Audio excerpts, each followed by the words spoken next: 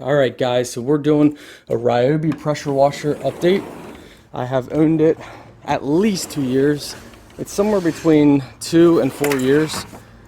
Yeah, I still give it at least probably 4 stars for the price and what you get. So we did this side already. 4 stars out of 5. Still works great.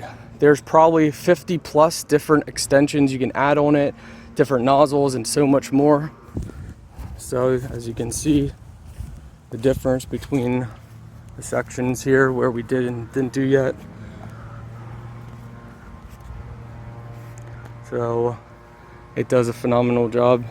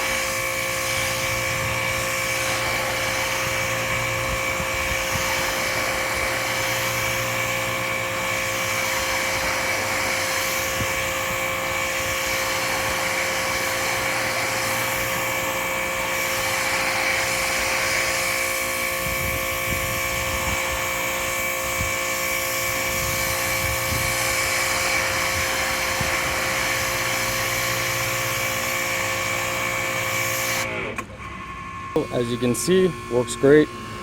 The nozzle I use can be changed to different degrees, which is pretty awesome.